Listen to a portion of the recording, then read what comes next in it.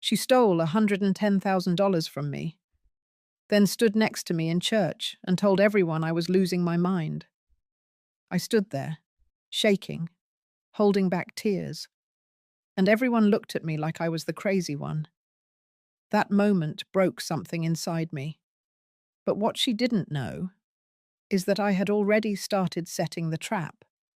And once it snapped shut, every lie she told, every mask she wore, would fall. What would you do if your own sister tried to erase not just your money, but your dignity? I was still holding the receipt in my hand when the card machine beeped a second time. Declined. Again. The cashier looked at me, polite but firm, and said the same thing he'd said 30 seconds earlier. The card didn't go through. My grocery cart was already bagged up, eggs on top, half-wilted lettuce at the bottom. Behind me, the line was growing longer, restless. The woman with the baby gave me a tight smile. The man in scrubs behind her sighed and glanced at his watch. I didn't panic. Not right away. I pulled out another card. A backup. Swiped. Declined. Again. The clerk shifted, uncomfortable now. I could feel my ears getting hot. I wasn't embarrassed about not having money. I had money, or at least I had it yesterday. What rattled me was the sudden wrongness of it all, like a chair pulled out just before you sit down. Then I heard her voice behind me. "Oh no, Maureen, did you forget to pay your bills again?" I froze. My sister, Lila. She was holding a bundle of fresh tulips and smiling like we were in a commercial for springtime family love. She didn't even wait for me to answer. "She's been having a hard time keeping up lately," Lila told the clerk, leaning in conspiratorially. "Cognitive slippage, poor thing."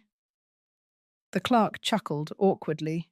The woman with the baby made a face I couldn't quite read. I looked down at my receipt again, like it would explain something, like it would save me. I told the clerk I'd come back for the groceries. I left the store with my chin high, but my heart pounding. Lila followed me out like she'd just done me a favor. She offered to drive me home. I declined. She pretended to be hurt. That walk to the car was the longest of my life, and I've buried a husband, a best friend, and 2 brothers. But nothing prepares you for the humiliation of being treated like you're losing your mind, especially by the one person who knows exactly how sharp you are. I sat in the driver's seat and just breathed for a while. I didn't even turn the key. I just sat there, staring at the dashboard, wondering what else she'd taken from me.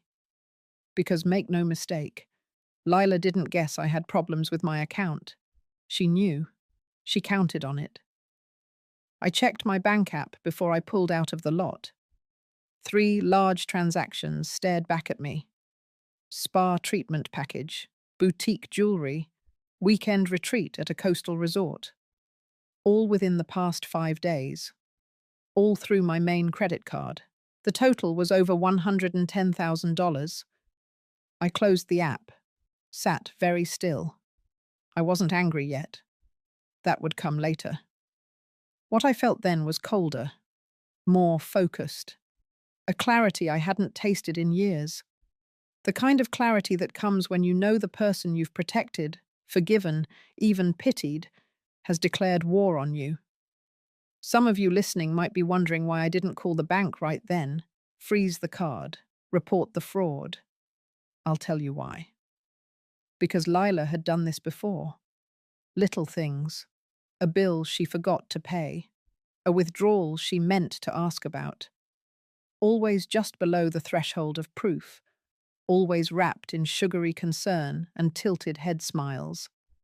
And every time I called her out, I looked like the bitter old widow who couldn't manage her own life. Meanwhile, she played the part of the doting younger sister trying her best. This time, I wasn't going to react. I was going to plan. I needed proof. And not just proof she used my card. I needed to expose the whole structure of her lies. how she used pity like a crowbar, how she whispered poison to my neighbors, how she pretended to protect Daniel's legacy while quietly erasing it. You see, my late husband Daniel was a man people respected, a war veteran, a principled accountant. But in the last few months before he passed, someone had begun spreading rumors about his finances, about debts, about poor choices. I thought it was just idle gossip. But now I wasn't so sure. I drove home without touching the radio. The silence helped me think. When I pulled into the driveway, I didn't go inside right away. I sat with the engine off and stared at the bird bath Daniel built with his hands 20 years ago. The water inside was still, undisturbed. I took that as a sign. Inside, I opened the small fireproof lockbox where I kept my old paperwork. I pulled Daniel's last signed loan forms. I checked the signatures. I stared at them so long my eyes watered. Then I placed them beside the printed receipts from my stolen transactions. They didn't match, not even close. I felt the first ripple of rage then, but it was quiet, like heat rising from concrete. I went to the kitchen, poured myself some tea, sat at the table, and pulled out my notebook. First page, a list of Lila's past mistakes. Second page, timeline of all recent charges. Third page, list of people I trusted. Eleanor Pruitt went at the top. This wasn't going to be a scream-in-the-rain revenge. This was going to be methodical, precise, legal. She took my money. She insulted my mind. She used Daniel's name like a rag to wipe her messes. And she thought she got away with it. But I had already begun. If you've ever had someone smile in your face while cutting the ground from under your feet, you'll understand. Some betrayals don't just wound, they sharpen you. And I was sharpening. The morning after the grocery store, I was up by 6. I hadn't slept more than 3 hours, but my mind was alert. Sharp in a way it hadn't been in years. The kind of sharp that comes not from panic, but purpose. I went straight to the desk in the sunroom, where I kept my files and the old laptop Daniel used to call a relic. It still worked just fine. I opened it, booted up the bank portal, and printed every statement I could find. 3 months back. Personal checking, savings, and both credit cards.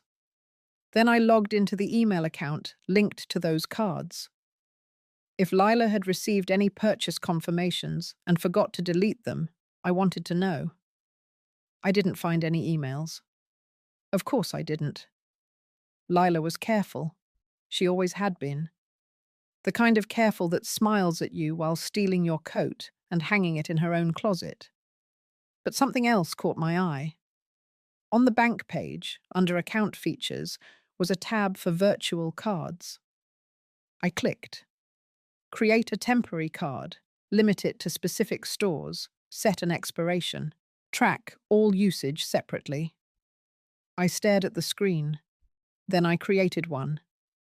I set the spending limit to $200, linked it to a clean sub-account, and marked the card for physical pickup only. No online orders.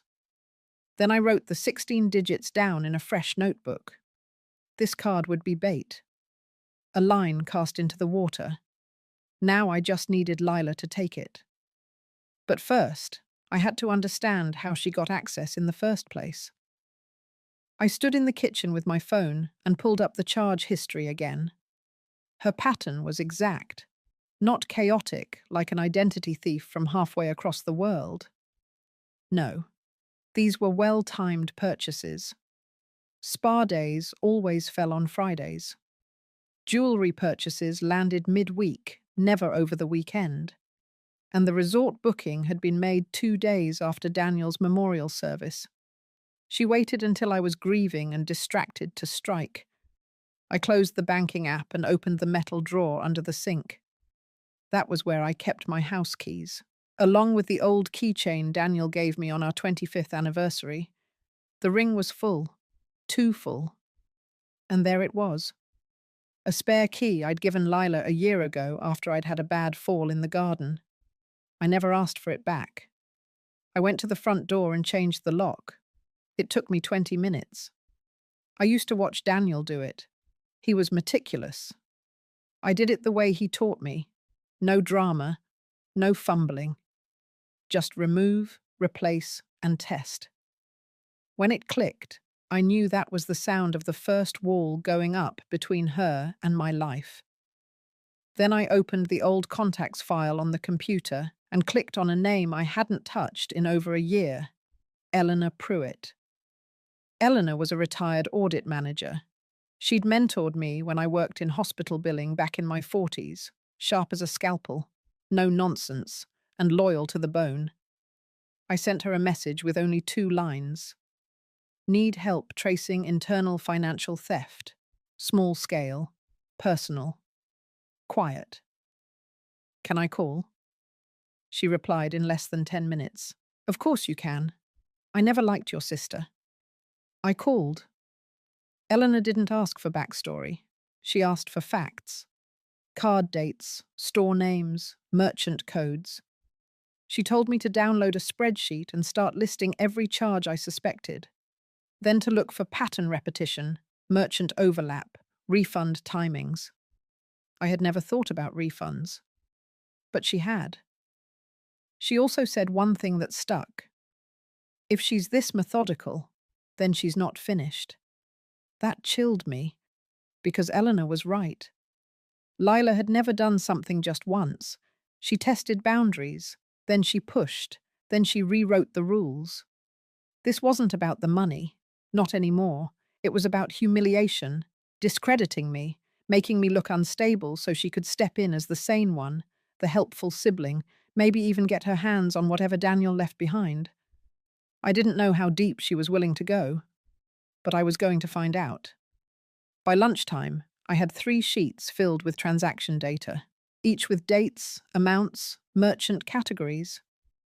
I highlighted every pattern in yellow and cross-referenced the dates with Daniel's last weeks alive. That was when I saw something I hadn't expected. One of the transactions Lila made with my card was at a notary office. That wasn't spa or jewelry. That was legal. I called the number listed next to the merchant ID. A woman answered, said they didn't give information over the phone. I thanked her and hung up. I would visit them in person later. But first, I needed to protect what I still had. I opened a second account under a new name variation, transferred my emergency savings into it, closed the old card and left the virtual one open, untouched, like cheese on a trap. I sat back and looked at the wall. The picture of Daniel was still hanging straight. He always hated crooked frames. I whispered to the air, just to myself. She thinks I'm old. She thinks I'll fold. She's wrong. I went back to the spreadsheet and added one more column. A red one. Notes, intent, possible manipulation. It was no longer about defending myself. It was about building a case. Quiet, legal, final. By sundown, I had the beginnings of it all. And Lila had no idea her clock had started ticking. By the next morning, the spreadsheet had grown into something that looked less like a list of transactions and more like a map. Eleanor had taught me how to layer things, not just amounts and dates, but behavior, repetition, timing, emotional triggers. She always said, people reveal themselves in patterns. Money just helps you see it faster. I'd printed 3 copies, one for me, one for Eleanor, and one for someone I hadn't spoken to yet, but knew I would soon need. Someone official. But before I involved anyone else, I had to be absolutely certain. And to do that, I had to look at Lila the way a stranger would. Cold. Objective. Detached from the memories of shared bedrooms and matching dresses and birthday cakes with both our names on them. I started by going back to Daniel's files. Not the digital ones. The real ones. His paperwork. In the attic, behind an old cedar trunk, I pulled out the locked box he used to keep anything tax-related. It smelled like old envelopes and cedar oil, and for a moment I had to sit down. The box still had his handwriting on the label. Black ink. Neat. Always neat. Inside there were manila folders, rubber-banded receipts, and a sealed envelope marked Notarized 2021. That year stuck with me. It was 4 months before his cancer came back. 8 months before he died. I opened the envelope. Inside were copies of 2 documents. One was a personal loan agreement for $10,000. The other was an amendment to a smaller life insurance policy. Both had Daniel's signature. At least it looked like his signature. But it was too smooth, too evenly slanted. Daniel's writing always had a tight curl on his D. This looked like someone had practiced. I placed the page next to a birthday card he'd written to me that same year. The difference was clear. I stared at the paper for a long time. Then I called Eleanor. She didn't answer, but I left a message. Confirmed document forgery. Will follow up with scan. Then I took photos, scanned the paperwork, and saved everything under a password-protected folder. I didn't trust cloud storage, not with this. The next step was to check the notary office that had shown up in my bank statements. I drove across town. The place was tucked between a dry cleaner and a vape shop, nothing fancy. Inside it was quiet, just the hum of a printer and a woman behind a plastic divider. I asked her if she could confirm a document signed by Daniel Hale had been notarized here in March 2021. She looked at me cautiously and said she couldn't give out client information without a court request. I told her I understood. But then I asked if I could speak to the notary who signed it, just to ask about their process. She said the notary was in the back. 5 minutes later, a man in his 50s came out. Glasses, blue flannel shirt. Looked tired. I introduced myself, gave him Daniel's name, and asked if he remembered notarizing a loan amendment for a man by that name. He didn't hesitate. "Oh yeah," he said. But it wasn't Daniel who came in. It was a woman. Said she had power of attorney. Signed on his behalf. He even remembered the name. Lila Hart.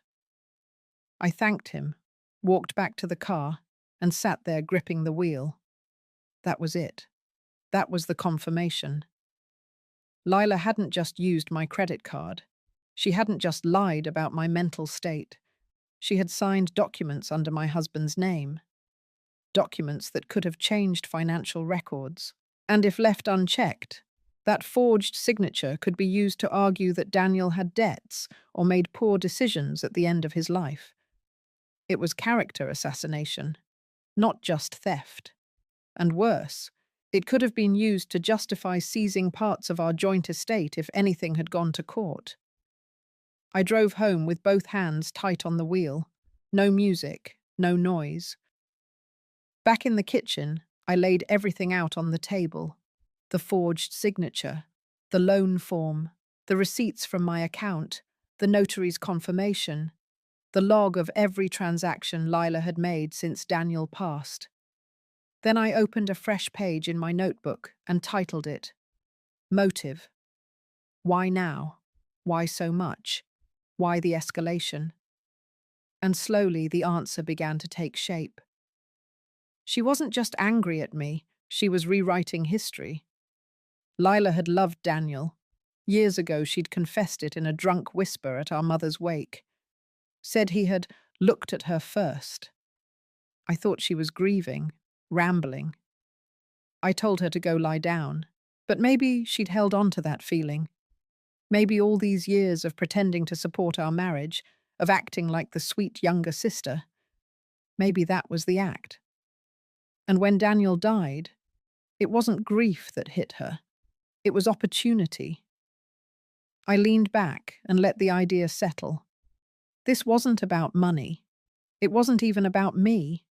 It was about Daniel, about taking back something she thought belonged to her. I felt a wave of sickness rise in my throat, but I swallowed it down, because beneath the disgust, a colder feeling was forming. Resolve. If Lila wanted to play inheritance games, legacy games, memory games, she picked the wrong opponent, because I wasn't going to shout. I wasn't going to accuse. I was going to document, to collect, to time everything right. Then I was going to ruin her, quietly, thoroughly, and legally. I folded the documents, slid them into an envelope, and locked it in my file drawer. Then I called Eleanor. When she picked up, I said only one thing. She forged Daniel's name. Eleanor went silent for a beat, then said, "Then we're not just talking fraud." I said nothing, because there was nothing left to say. It had already begun. The first shot she fired came through the church bulletin. Late Thursday afternoon, I was sitting in my living room reviewing statements when my neighbor Anne knocked on the screen door with a tight smile and a folded piece of paper in her hand. I could tell by her eyes that she didn't want to be the one delivering it. "It was in everyone's mailbox after choir practice," she said, and handed me the bulletin. I opened it, half expecting to see something about a bake sale or the upcoming community yard sale. Instead, there it was. Third column. Small print, tucked between prayer requests and volunteer shifts. A gentle reminder to be aware of signs of elder confusion or financial vulnerability in our parish community. If you or someone you love has been struggling with memory lapses or repeated financial errors, please reach out to our Wellness Outreach Committee for support. No names, no direct accusations, just enough to plant a seed, enough to make people look at me sideways at the next service. I didn't speak. I folded the paper slowly and placed it beside my tea. Anne stood there awkwardly, then patted my shoulder and left without another word. She didn't need to say anything. Her eyes had already said it. She pitied me. She believed it. Lila had done what she always did best. She made me look fragile, and she made it look like concern. I didn't cry. I didn't slam drawers or pace the hallway. I went into the kitchen, sat at the table, and opened my notebook again. This changed the game. This wasn't just behind-the-scenes manipulation anymore. This was a public campaign. A slow poisoning of my name. And if she'd made her move publicly, it meant she was either bold enough to think I couldn't fight back, or confident that no one would believe me if I did. I wasn't going to correct her mistake. I was going to use it. That night, I printed out the bulletin and placed it into my growing file. Then I emailed Reverend Thomas and asked if we could meet in person the following week. He responded within an hour. "Of course," he wrote. "My door is always open." But that wasn't the only move Lila made that week. 2 days later, a letter arrived from the county clerk's office. It was addressed to both me and Daniel. That struck me first, because Daniel had been gone over a year. I opened it and found a duplicate notice of real property tax reassessment. I read it 3 times. Someone had submitted a request to reclassify the house as investment property instead of a primary residence. That reclassification came with a 26% increase in annual taxes. The form was signed and dated, and the signature wasn't mine. It was supposed to be Daniel's, but the date was after his death. She had crossed into territory I couldn't ignore. The next morning, I drove down to the county office, walked in with the letter and Daniel's death certificate, and asked to speak to a supervisor. They were kind, apologetic. The reassessment request would be withdrawn. An investigation would be opened. I gave them copies of what I had and made sure they documented that I'd never submitted any changes. Before I left, I asked if I could request a list of recent document filings made under my address. The clerk printed the list. I looked through it and saw 3 new entries. all submitted within the last 6 months, all tied to my name, all with the same handwriting in the comment margins.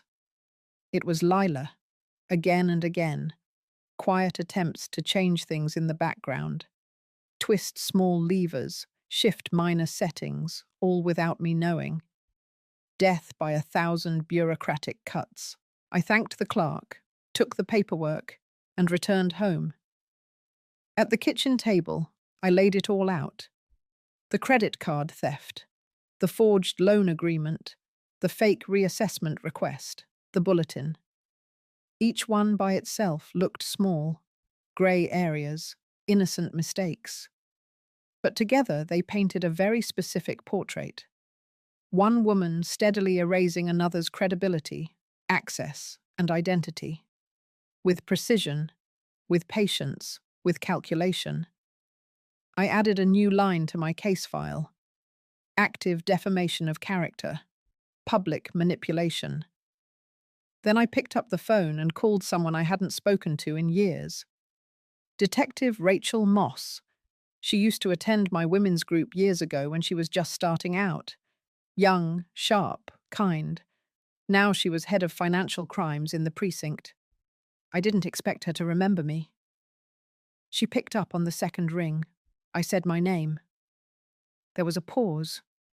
Then she said, Maureen Hale, from the church group. I remember. I told her I needed 20 minutes of her time. Not as a police officer, not yet. Just as someone who could tell me if what I had qualified as something worth investigating. She told me to come in next week. Quiet.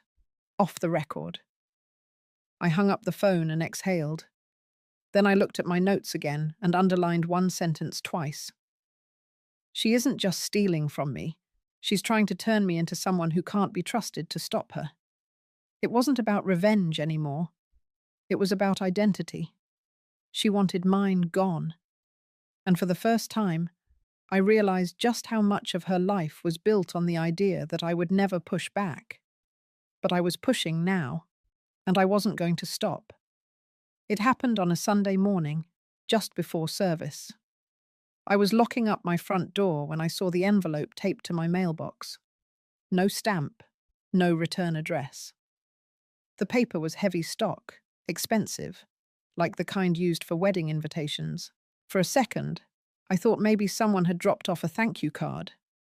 I had donated a quilt last month to the church's silent auction. But the moment I pulled the flap open and saw the contents, I knew it wasn't gratitude. Inside was a typed letter, formatted like a report. It had bullet points, dates, names. It claimed that I had become increasingly erratic, that I'd missed 2 appointments at the senior centre, had been seen wandering the neighbourhood confused, had raised my voice at the bank and accused a teller of stealing.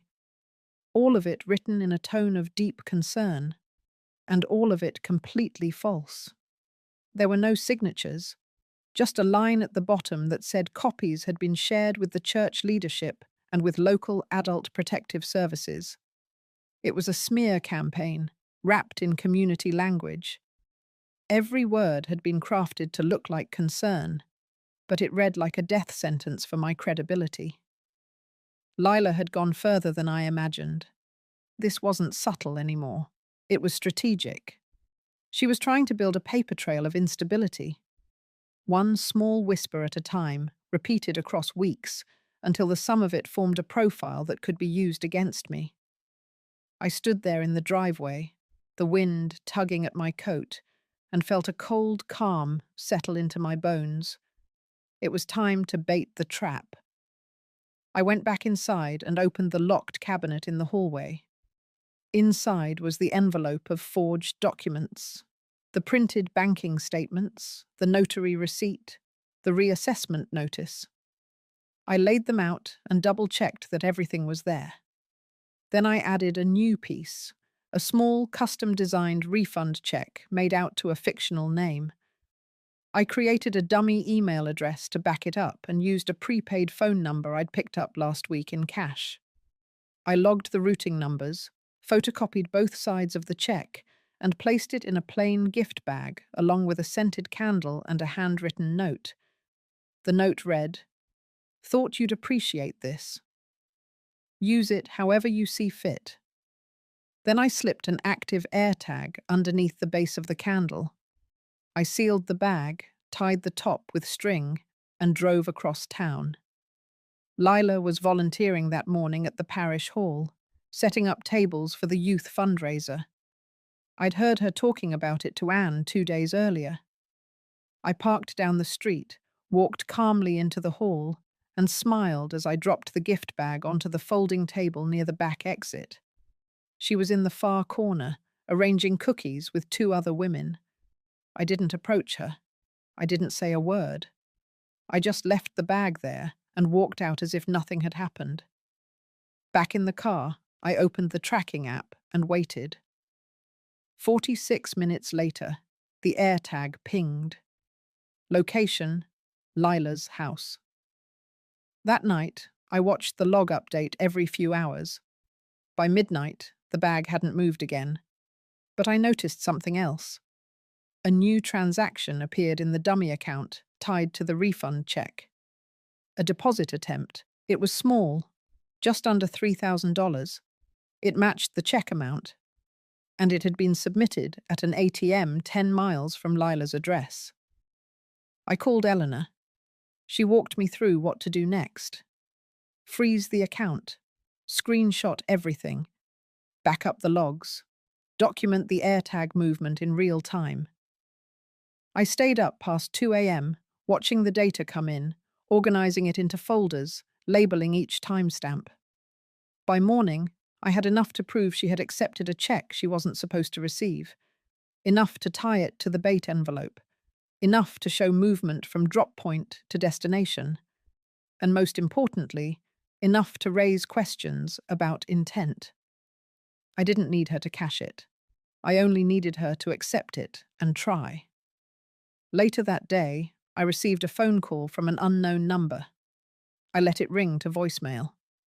When I played it back, I recognized Lila's voice, but not her tone. It was strained, edgy. She said she found something in a bag that might have been meant for someone else.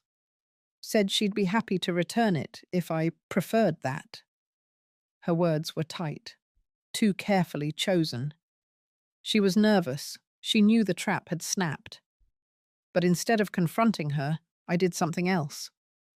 I printed the voicemail transcript, saved the audio, and filed it with the rest of my evidence. Then I emailed Reverend Thomas and confirmed our upcoming meeting. I told him I had a few private concerns and would appreciate a quiet setting. He responded within the hour. That evening, I sat down and wrote out every single step Lila had taken in the last 6 weeks, from the forged notary forms to the church bulletin to the false report to adult services. I listed every date, every witness, every action, and then on the last page I wrote, "Her next move will be desperation. She thinks I'm boxed in, but I've only just started. The next time she tried to frame me, it wouldn't be a whisper. It would be a scream caught on record, a public unraveling, a mask falling in front of everyone. And this time, I would make sure no one looked away." The sun had barely crept over the rooftops when I pulled into the parking lot behind the jewelry store. It sat quietly between a pet supply outlet and a shuttered yoga studio, nothing about it particularly flashy. But the store name matched a charge Lila had made the week Daniel passed. And that charge had gone through on the virtual card I'd marked as bait, just a few days after the check incident. I parked 2 rows away and waited, watching through the windshield.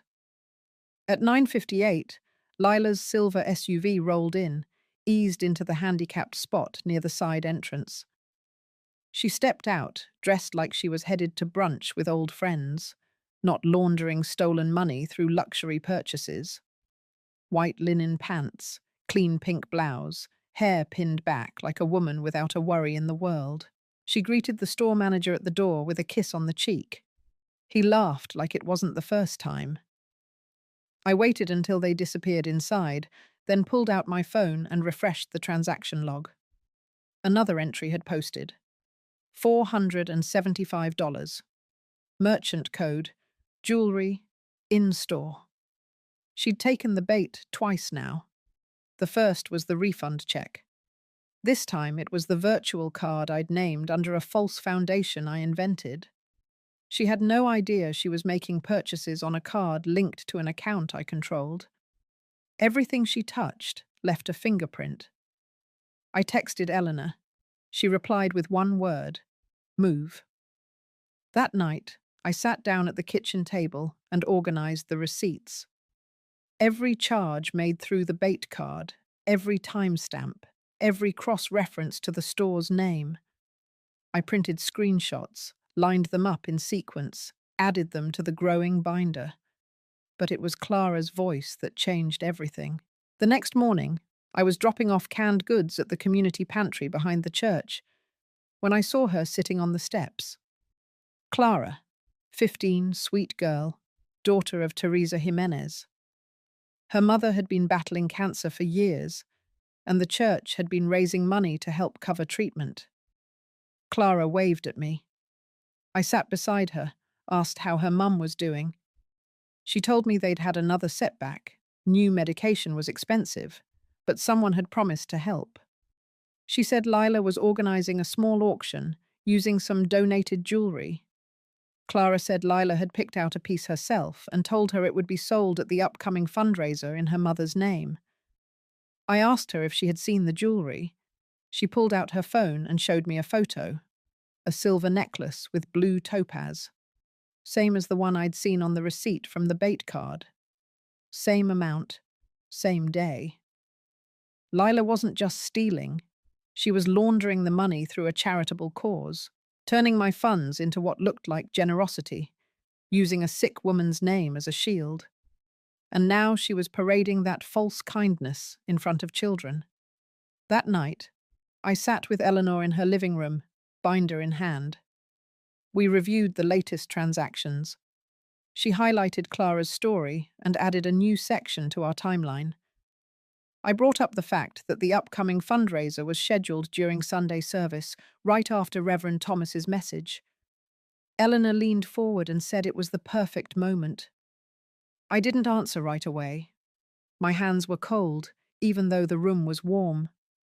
I had spent weeks gathering quiet facts, documenting patterns, staying calm. But something about seeing Clara on those steps, hopeful, unaware she was part of a bigger lie, it broke something in me. Not in a loud way, but in the kind of way that settles and hardens. I knew then that the next move wouldn't be private. It had to be seen. Not for revenge, but for truth. For every person Lila had smiled at while twisting a knife behind their back. I spent the next 2 days preparing. I called the store manager at the jewelry shop and scheduled a private appointment, pretending to be a donor curious about items at the auction. I didn't mention Lila. Inside the store, I asked to see the piece in the fundraiser photo. The manager nodded, said it had been placed aside for a church event. When I asked if it had been purchased or donated, he checked the records, said it had been purchased by a woman named Lila Hart using a foundation credit card, then donated under the same name. He showed me the receipt. I asked for a copy. He hesitated, but I explained I was coordinating with the committee and needed verification. He printed it. I thanked him and left. That evening, I added the receipt to the binder. Then I printed 2 more copies, one for Detective Moss, one for Reverend Thomas. I emailed the Reverend and told him I would be bringing materials to our Sunday meeting. I asked if I could speak after the service, during the general announcements. "Just a few minutes," I said. He replied the next morning with a simple yes. By then, I had one last item to secure. I went into the back room and pulled out Daniel's original signature from a tax return he filed the year before his illness. I placed it beside the notarized loan amendment Lila had forged. I labeled the top of the page in red ink, comparison sample, final proof. I stared at the 2 lines. Daniel's writing was precise, slanted just slightly to the left, with a clean curl on the D. The forged version was straight, too even, too careful. I slipped both into a plastic sleeve and added it to the front of the binder. Then I closed it, locked it in the cabinet, and made a single note in my journal. She used my name. She used Daniel's memory. She used Clara's hope. Next Sunday, she will use nothing, because by the time I'm done, no one will see her the same again, not even herself. Sunday came with a stillness I hadn't felt in weeks. The house was quiet, almost respectful, as I moved through my morning routine. I dressed with care, chose a soft grey blouse, clean slacks, and Daniel's silver watch. I packed my binder into a leather satchel Eleanor had loaned me. Everything had its place. No detail was rushed. I took my time because I knew once I stepped out the door, I would not be returning as the same woman. This was no longer about suspicion, or reaction, or defending myself. This was about putting the full truth on display, each document, each receipt, each betrayal, in order, on record, in front of every person who had once smiled at my sister and believed every word she said. The parking lot at church was already full when I arrived. I parked far back, as I always did. I wanted to walk in like anyone else, not hidden, not grand, just grounded, present. Inside, the sanctuary buzzed with soft chatter. Pews filled with familiar faces, families, couples, long-time neighbours. Reverend Thomas stood near the altar, nodding to a deacon. When he saw me, his expression shifted, warmer, more intentional. He gave me a small, knowing nod. I gave one back. The service began the way they always did. A hymn, scripture, community updates. I sat quietly, the binder resting across my lap, one hand flat over it like it was something sacred. And in some ways, it was. It held the truth. But more than that, it held the version of myself I'd refused to let her erase. After the sermon, Reverend Thomas gestured toward me from the pulpit, his voice calm, even, kind. Maureen Hale has asked to share a few words this morning. I've given her the floor. Thank you for receiving her with the same openness you've always shown. I stood slowly, walked up the aisle with deliberate steps. My hands were steady. I didn't look at Lila. I didn't need to. She was seated in the third pew, 2 rows behind the choir, wearing her usual Sunday white. Face unreadable. I reached the pulpit and took a breath. No papers, no microphone adjustments, just voice and presence. I began with one sentence. My husband, Daniel Hale, was an honest man. A few heads nodded. Some faces softened. I am here this morning because someone has been working to change how that legacy is remembered. Not with noise, not with open lies, but with quiet, steady erosion. I opened the binder, turned it toward the front row, and pulled the first page free. A loan agreement, forged. Second page. An amended insurance form. Signature does not match Daniel's. Document dated after he lost the ability to write. I continued, each document its own quiet strike. The tax reassessment, the fake refund check, the credit card charges, the AirTag data, the receipts from the jewelry store, the voicemail. I named no one. I did not raise my voice. I let the details speak. Then I paused. I reached the page with Clara's photo, the necklace, the timestamp, the proof it was purchased using my bait card, donated under the name of a false foundation, sold in the name of charity. I let that image rest in silence for a moment, and then I said, to use a child's hope, to use the story of her mother's illness, to hide theft behind generosity, is not just cruelty, it is cowardice. The room shifted. A stillness, heavy now, no murmurs, just quiet realization settling over the congregation like dust in sunlight. I closed the binder and stepped back. I have submitted this evidence to the proper legal channels. The matter is not over, but the silence is. And then I thanked them. Reverend Thomas returned to the pulpit, his voice even more careful than before. He said he would be reviewing everything, that no one was above accountability, not even those closest to our church family. When I returned to my seat, I did not look at Lila. I didn't need to, because I could feel the shift in the room. The warmth she once relied on to shield her was gone. The eyes that used to look at her with admiration now searched for explanations she could not give. The rest of the service went on, but nothing felt the same. When it ended, no one approached me with platitudes. There were no hugs or apologies, only nods.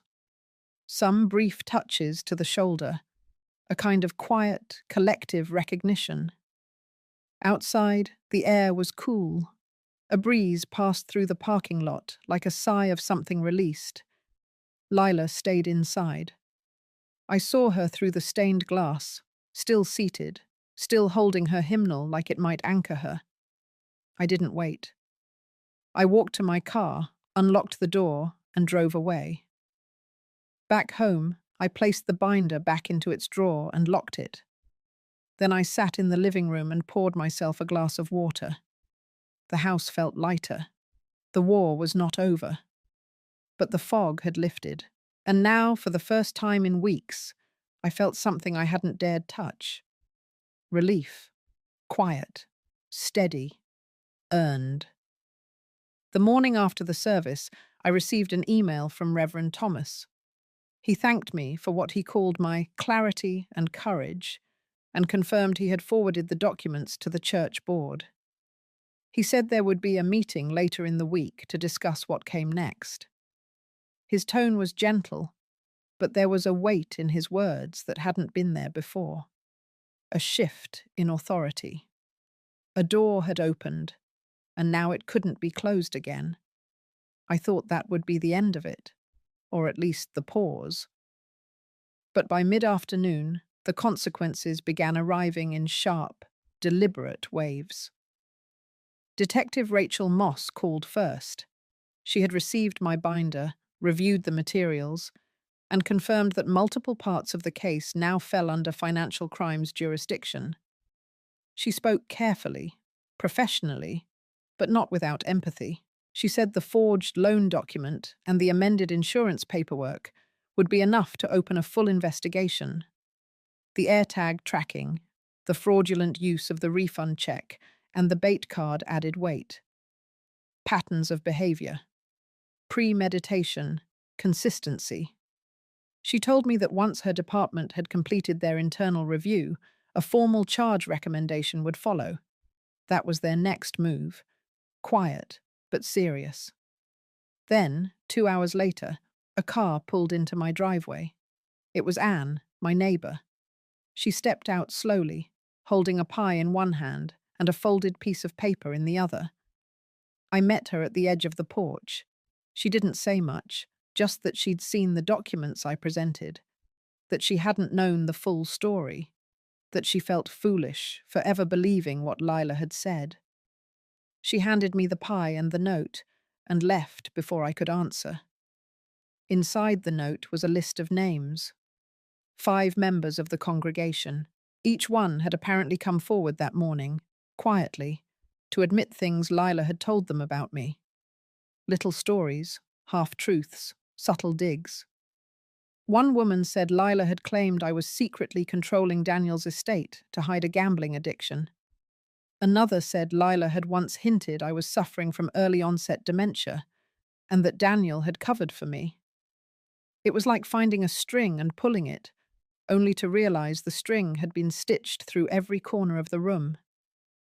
Lila had been preparing for this for years, and now the stitching was coming undone all at once. By evening, I had heard from Eleanor, who said she'd received a voicemail from a woman on the church committee. The woman asked if Eleanor could verify certain details about the forged notary documents. Eleanor told her she could. The committee was forming its own response, even as the police did their part. And through all of it, I heard nothing from Lila. Not a call, not a knock at the door, not a single word. I thought maybe she would show up, offer some half-hearted denial, a desperate twist, an apology laced with excuses. But she didn't. Instead, someone else did. At dusk, a young man arrived at my doorstep. His name was Michael. He introduced himself as the assistant manager at the jewelry store where Lila had made her recent purchases. He had heard about what happened at church and wanted me to know that he and the owner had already spoken with Detective Moss. They were willing to submit security footage and sales logs confirming Lila's transactions. They had nothing to hide, he said, and they didn't want to be involved in any deceitful donations. He handed me a printed statement, signed by both himself and the store owner, detailing the dates of the purchases and the method of payment. The foundation card Lila had used matched the account I had created for bait purposes. It was clean, direct, unshakable. Michael left with a short nod. Nothing more. I watched his taillights disappear down the street and stood at the edge of the porch for a long time. The day had not brought noise or drama. It had brought precision. The kind of unraveling that didn't come with shouting or confrontation. The kind that moved through a place like wind through trees, silent but total. Lila had spent years shaping a story around me.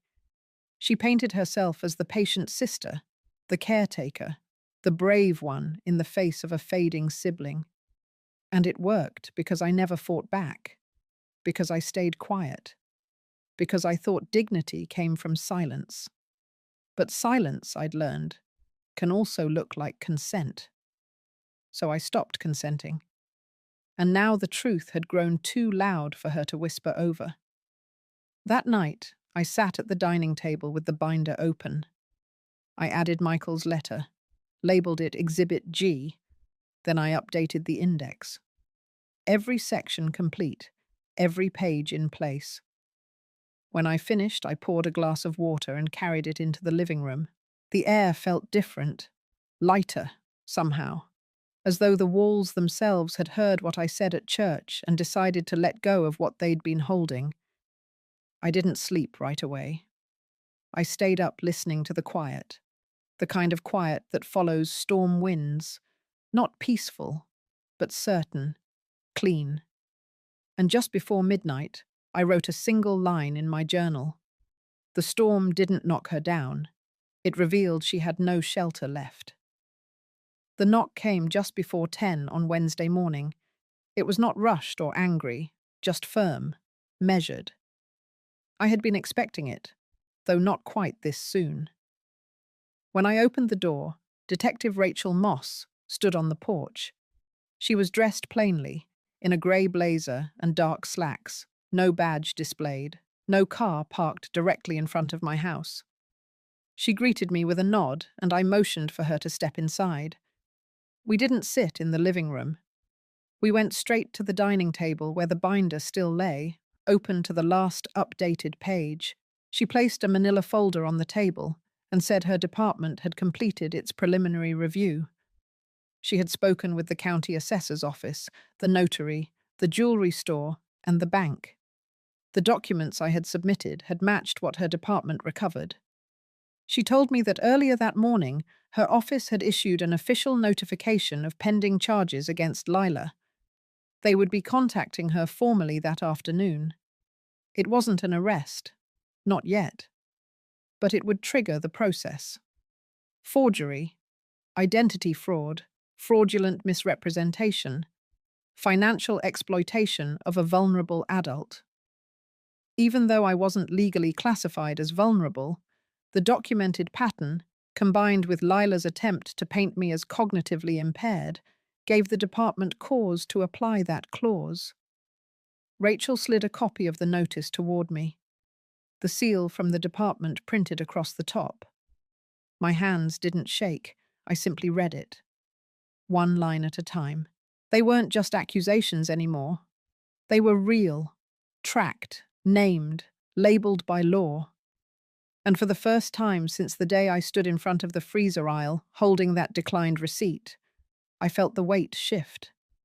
I asked her if I needed to appear in person yet. She said not yet. But when the time came, they would let me know. She had already flagged the church bulletin and Lila's earlier letter to Adult Protective Services as part of the smear pattern. The department considered that relevant in assessing Lila's intent and her efforts to silence or discredit me before being exposed.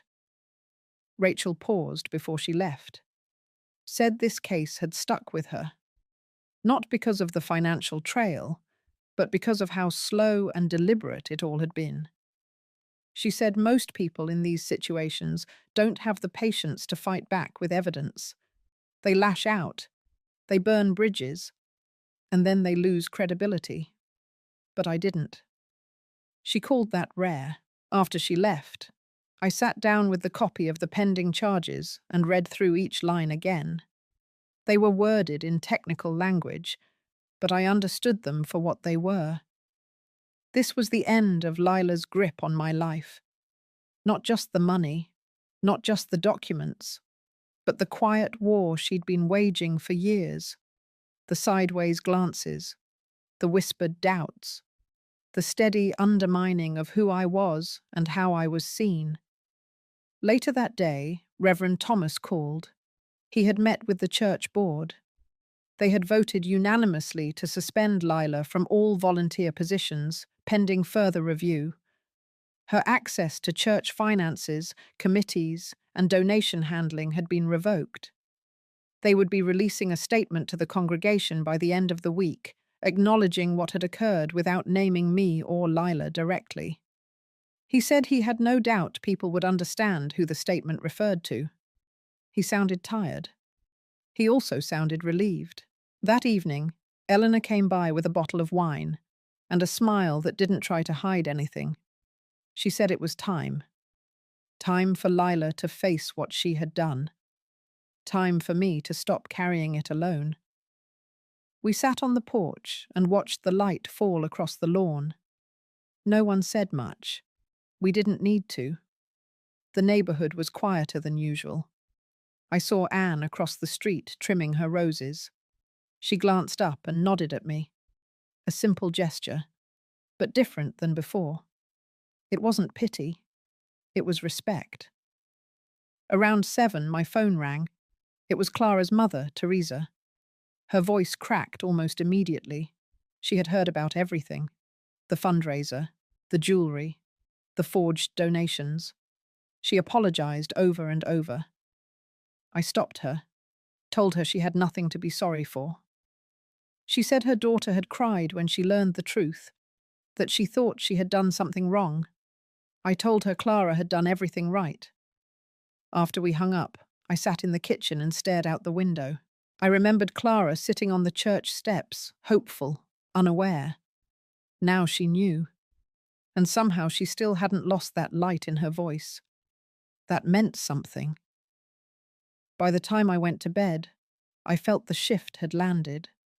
Not just around me, but inside me.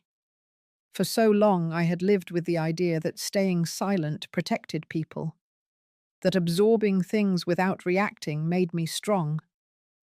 But silence hadn't protected Daniel's memory. It hadn't stopped Lila from manipulating our community. It hadn't stopped her from nearly rewriting the life I had spent decades building. But this had. Not the confrontation, the clarity, not the anger, the evidence, and not just the truth, the proof of it.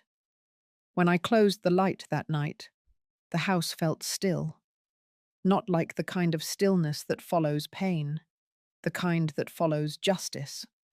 quiet, unmistakable, unafraid. It was Friday morning when Lila showed up at my door. No call, no warning, just the sound of her car pulling into my driveway, the slam of the door, and then the deliberate knock. 3 slow raps against the wood. I knew she would come eventually. That kind of ego doesn't vanish in silence. It lingers, searches for a crack to squeeze through. I didn't rush to open the door. I let her stand out there for a minute. I wanted her to feel the weight. When I opened it, she looked smaller, still dressed well, but not polished. Her blouse was wrinkled, her makeup not quite settled. She held her purse tightly with both hands, like it was some kind of shield. She asked if she could come in. I didn't answer. I just stepped aside. She walked into the living room, not like someone comfortable, but like someone entering a courtroom. Every movement cautious. Her eyes scanned the room like she expected someone else to be there. I could feel her calculating, looking for weakness, some sign I had softened. She sat on the edge of the couch. I didn't offer her coffee. I didn't offer anything. She started talking, said she knew things had gotten out of hand, that she had never meant for it to go this far, that the money was just meant to be temporary, that she had been in a difficult place emotionally after Daniel passed, that she wasn't thinking clearly, that she had been trying to find ways to feel connected to something again. I said nothing. She kept going, said the charges were too much, that she didn't understand how I could take it to this level, that family didn't do this to each other, that there were better ways to resolve things. I let her speak. For nearly 10 minutes, she unraveled every excuse she could reach for. None of them new, all of them rehearsed. But beneath the performance, I could see it. The panic. She hadn't expected me to follow through. She had counted on my silence, and now she wanted a private resolution. When she finished, I walked to the dining room table and picked up the envelope Detective Moss had left with me. I didn't hand it to her. I just placed it on the table between us. Pending charges, official documentation, her name in print. She stared at it for a long moment. Then she looked up and asked if I was really going to let them press charges. I told her I wasn't letting anyone do anything, that the truth had taken over now, that it was moving on its own. I told her that the people she had lied to, stolen from, and used had a right to see it all through. She asked what I wanted. I told her I didn't want anything from her. Not anymore. That was the difference between us. She had always wanted something. Control, sympathy, access, image. Everything she did had a hook. Even now, her apology was a transaction. She wanted something in return. But I was finished making trades. She sat there, silent, the envelope untouched. Finally, she stood, walked to the door, turned back, and said something low, almost too soft to hear, that I had ruined everything. And for the first time in our lives, I didn't argue with her, because she was right. I had ruined everything. The lies, the manipulation, the performance. I had pulled it all apart. When she left, I didn't watch her drive away. I went to the kitchen, made a fresh pot of coffee, and opened the back door to let in the breeze. It was early fall. The leaves were just beginning to turn, and the air had that first crispness that makes the edges of the world feel sharper. I sat on the porch and drank slowly, my hands wrapped around the mug. Not in celebration, not in triumph, but in release. Later that day, Eleanor came by with the final review documents from the legal team. Everything was in order. The church had issued its statement. The precinct had completed their initial interviews. The committee overseeing donation accountability had already begun implementing new protocols. Lila's access had been revoked permanently. Her name had been removed from the charity registry. The foundation she had used to mask the thefts had been flagged and frozen, and the church had officially opened a scholarship fund under Daniel's name, funded entirely by redirected donations and restitution from the fraudulent activity. The money Lila took was being put back into the community. That was the part that stayed with me. Not the punishment, the repair, the return. That night, I lit a candle beside Daniel's photo, not for grief, but for completion. For the first time in years, I didn't feel like I had to defend his memory. It was standing on its own again, strong, untouched, whole. I went to sleep with the windows open, the breeze moving gently through the curtains. There was no noise outside, no cars, no footsteps, just the sound of my house breathing quietly in the dark. And this time, it didn't feel like I was bracing for something to come. It felt like the worst had already passed, and I was still here. The following week moved slower, but not in the way things usually slow down after a storm. It wasn't silence, it was clarity, the kind that doesn't ask for attention, just makes itself known in everything it touches. The house felt cleaner somehow, though nothing had been scrubbed. My body felt lighter, though I hadn't slept any better than usual. There was simply less weight in the air, less pretending, less watching my own steps. Word in the neighborhood spread, but it spread quietly. No one rang my bell looking for gossip. No one called to dig for details. Most just kept their distance with a new kind of caution. Not fear, just awareness. Like they had suddenly realized I had always been paying attention. On Thursday, I drove to the library to return a book I hadn't even finished. It was something Daniel once read, and I had borrowed it again for comfort during those first few weeks after he passed. I remember holding it close on nights I couldn't sleep. Now I no longer needed it by the bedside. I walked it in and left it at the desk. As I turned to leave, the librarian, a soft-spoken woman in her 40s, stopped me and asked if I would be willing to donate a copy of Daniel's financial ethics journal. She said the local college wanted to stock it again, now that students were asking questions about legacy work in estate planning. I told her I would. It was a small thing, but it meant something. His name, once tangled in Lila's lies, was now finding its way back into the world in a way he would have been proud of. That night, I sat down at the desk in the study and opened the bottom drawer. I pulled out the last unopened letter Daniel had written me. It had been sealed the day before his final round of treatment. I hadn't read it. Not because I was afraid, but because I believed in timing. Some words are meant for when the dust settles. Inside was a single sheet, folded neatly. His handwriting filled the page, steady, but fading in parts. He wrote not about death, but about character. He reminded me who I was, told me to trust my judgment, not in crisis, but in the aftermath, that it would be easy to question everything when the world felt loud. But he told me that when things quieted again, I would know the truth in my bones. And I did.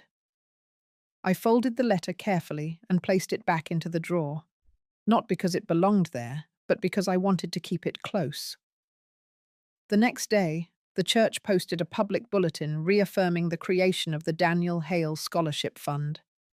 They named 3 recipients, young adults from the community.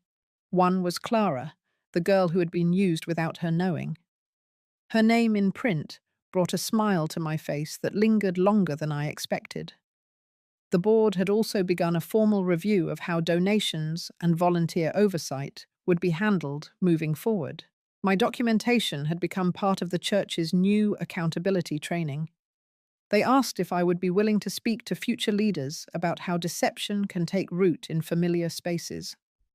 I said yes. I didn't do it to relive the pain. I did it because I understood now that silence is how harm grows. And if I had learned to speak, Maybe others could too. By Sunday, the pace of things had settled again. I went to service not as a symbol, not as someone watched, but as myself, the same woman I had always been. A few people stopped me on the way in. They didn't offer apologies, just nods, a shared kind of quiet that said, "I see you differently now," and I didn't mind being seen. Afterward, I walked out of the sanctuary and into the side garden where Daniel and I used to sit after service. The bench was still there, worn at the edges, but holding strong. I sat for a while, the sun catching the tops of the hedges, a soft wind moving through the leaves. Behind me, the church bell rang. Not a sound of warning, not a call to arms, just a sound that meant things would keep going, that the world, in its imperfect way, had made room again. And for the first time in months, I breathed without checking to see who was watching, because no one owned my story now. Not Lila, not the whispers, not the fear. It belonged to me, and I was finally telling it all the way through. It had been 3 months since Lila walked out of my house for the last time. The legal process moved forward slowly but surely. Detective Moss stayed in touch, keeping me updated as her team finalized the charges and submitted the case to the district attorney's office. There were no sudden twists, no last-minute reversals, just paperwork, phone calls, evidence, all of it steady, all of it real. Lila made no attempt to contact me again, not through letters, not through third parties. I assumed her lawyer had told her to stay away, or maybe she finally understood there was nothing left to salvage. Whatever her reasons, I didn't care. Her silence, this time, was the most honest thing she had ever given me. Fall settled over the town like a warm quilt. The leaves turned amber and rust. The air sharpened. I found myself outside more than usual, walking the garden, sweeping the porch, reading old letters from Daniel beside the back window with the sun warming my lap. Everything slowed down, but nothing felt empty. That was the surprising part. I had spent so long bracing for loss that I didn't know what to do with stillness, with space that wasn't echoing. But it turns out healing doesn't always roar. Sometimes it whispers. Sometimes it's quiet meals, fresh coffee, a good night's sleep without waking up scanning for signs of betrayal. People had started asking me to speak, not just at the church, but at the local community centre and the small college nearby. They wanted me to share what had happened, how I handled it, what others could learn from it. At first, I hesitated. I didn't want to become the story, but then I realized I already was. And if telling it helped even one person protect themselves or find their voice, then maybe all this mess could mean something more than justice. So I spoke. Once, then again. Each time, the words came easier. Less weight, more truth. Not every part of the aftermath was graceful. Some people still didn't know how to look at me. Others offered too much sympathy, like I was fragile. But most just gave me space, and that was enough. The scholarship fund grew faster than expected. Clara had sent me a handwritten note with a photo of her mother smiling next to her college acceptance letter. She said the money would help cover her textbooks and her train rides home. Said she wanted to study public health so she could give back to families like hers. I pinned her photo on the bulletin board above my desk, not as a reminder of what had been taken, but of what was still possible. One morning, while clearing out a storage chest in the guest room, I found a small music box Daniel had given me for our 25th anniversary. I hadn't opened it in years. I wound it up, and the soft notes played like no time had passed at all. And I cried. Not from sadness, from fullness, because I could finally feel him again. Not as someone I lost, but someone I carried with me, in the way I stood my ground, in the way I fought clean, in the way I kept walking forward. The wound Lila tried to make permanent had become something else entirely. Not a scar, a seam, one that held me together. By December, the air had cooled enough to bring in frost on the windows. I hung a wreath on the door, baked a batch of gingerbread cookies, and mailed out simple cards to those who had stood by me. Not long messages, just thank yous, meant fully, sent freely. On Christmas Eve, I lit a candle in the front room and sat by the window, watching the lights flicker on across the neighborhood. There was no bitterness in me, only breath, only warmth, only peace. Not the kind that denies the past, but the kind that accepts it, learns from it, and leaves it where it belongs, behind. I knew there would still be moments where grief would pass through again. That's just how memory works. But now I had something stronger to meet it with. Truth, and a life that no longer needed to be defended, just lived. If you stayed with me through this story, thank you. Sometimes the hardest battles happen quietly, inside families, behind closed doors. And healing doesn't always look like winning. Sometimes it looks like choosing yourself. If this story reminded you of something you've faced or made you feel seen in any way, I'm glad you found it. Let me know in the comments if you'd like to hear more stories about family, justice, or healing. And remember, your voice matters, even when it shakes, especially then. Take care of yourselves.